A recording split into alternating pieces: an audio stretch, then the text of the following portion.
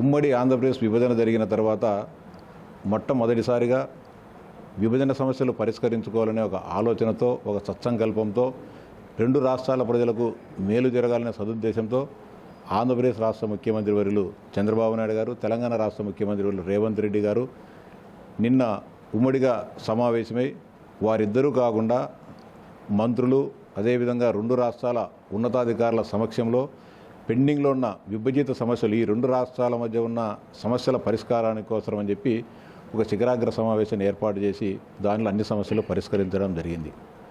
వాటిలో ఒకటే రోజు అంటే 10 సంవత్సరాల క్రితం ఎప్పుడో చర్చించుకోవాల్సిన అంశాలు 10 సంవత్సరాల తర్వాత ఒక సుహృద్భావ వాతావరణంలో మాట్లాడుకోవడం జరుగుతుంది.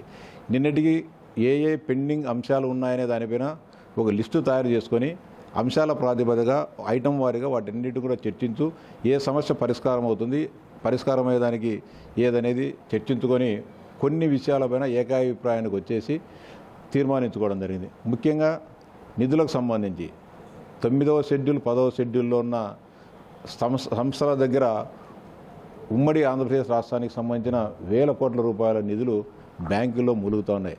అటు ఆంధ్రప్రదేశ్కు చెందకుండా, ఇటు తెలంగాణ రాష్ట్రానికి చెందకోకుండా ఇవన్నీ కూడా బ్యాంకుల దగ్గర ఉండడం జరిగింది. ముఖ్యంగా ఆర్థిక పరిస్థితి అంతంత మాత్రంగానే రెండు రాష్ట్రాల మధ్య ఉంది.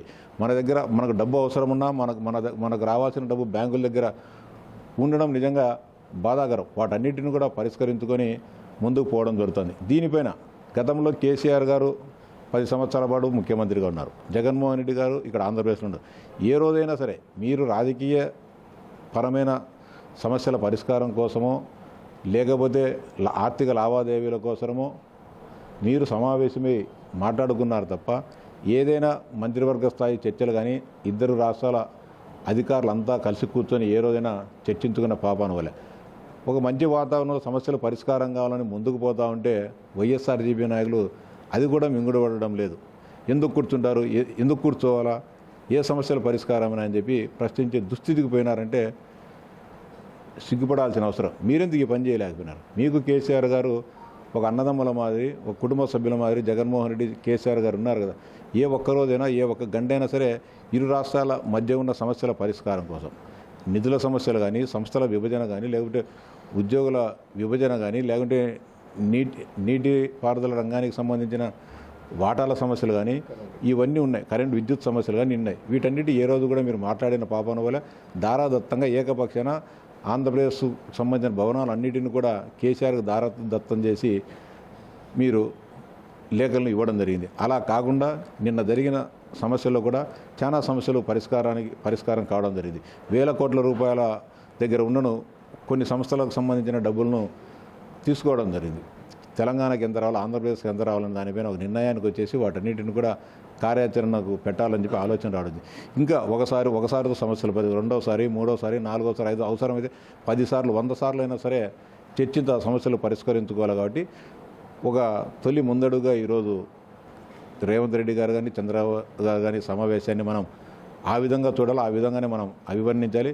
ఖచ్చితంగా మరికొద్ది 1 సంవత్సరము 2 సంవత్సరాల లోపలనే ఈ రెండు రాష్ట్రాల మధ్య ఉన్న అన్ని సమస్యలు, విద్యుత్ సమస్యలు కానీ, నీటి సమస్యలు కానీ, నిధుల సమస్యలు, ప్రధానంగా ఉండేది నీళ్లు, నిధులు, ఉద్యోగాలు, విద్యుత్తు, వీటన్నిటిని కూడా సామరస్యంగా పరుచుకొని రెండు రాష్ట్రాల ప్రజలకు మేలు జరిగే విధంగా ఒక మంచి నిర్ణయాలు జరుగుతారని చెప్పే భావన, ఆలోచన మాకు అందరికీ ఉంది. ఇంతకుముందు కేసీఆర్ జగన్ మాదిరి చాటునో దొంగచాటునో కలుసుకోవడంలే. ఆ ముఖ్యమంత్రి ఈ ముఖ్యమంత్రి ప్రజాభవన్కు వచ్చినప్పటి నుంచి మళ్ళీ వాళ్ళిద్దరు కారెక్కేటంత వరకు వాళ్ళిద్దరు ఎక్కడ రహస్యంగా మాట్లాడిన పరిస్థితి లేదు. వాళ్ళ చుట్టుపక్కల 10ల సంఖ్యలో అధికారులు ఉన్నారు, రాజకీయ నాయకులు ఉన్నారు. వాళ్ళిద్దరూ ఎక్కడ కూడా రహస్యంగా మాట్లాడుకోవాల్సి, కేసులు మాట్లాడుకోవాల్సి ఫోన్లు ఉన్నాయి, లేకపోతే రకరకాల సాధనాలు ఉంటాయి. ఆడ ప్రజాభవన్కే పోయి మాట్లాడుకోవాల్సిన స్థితి, ఆ స్థాయిలో వాళ్ళు లేరనే విషయాన్ని గడిగోడ శ్రీకాంత్ రెడ్డి, పేరి నాను వీళ్ళిద్దరు గమనించుకుంటే మాట్లాడితే రహస్యంగా మాట్లాడుకోవాలనుకుంటే రకరకాల సాధనాలు ఉన్నాయి. దానికి ప్రజావేదిక వచ్చి మాట్లాడుకోవాల్సిన అవసరం లే. కాబట్టి ఇవన్నీ ఊరికి పనికి మాలిన మాటలు, పొద్దువని మాటలు, ఇవన్నీ కూడా నిజంగా చిత్తశుద్ధి ఉంటే ఈ సమావేశాన్ని ఆహ్వానించండి. ఇంకా సమావేశంలో రాని మీ దృష్టికి వచ్చిన కొత్త సమస్యలు ఈ రెండు రాష్ట్రాల మధ్య పరిష్కరించాల్సింది ఏమనంటే అధికారులు మీరు ముఖ్యమంత్రి దృష్టికి తీసుకున్న వాళ్ళు మీకు నామోషిక ఉంటుంది. కాబట్టి ప్రభుత్వ ప్రధాన కార్యదర్శి దృష్టికి తీసుకోకపోతే ఆ సమస్యలన్నింటిని కూడా అజెండాలో చేర్చి ముందుకు తీసుకొని వాటిని కూడా చర్చించే కార్యక్రమానికి ఆంధ్రప్రదేశ్ రాష్ట్ర ప్రభుత్వం శ్రీకారం చుడుతుంది. For more videos like this, subscribe Big TV channel.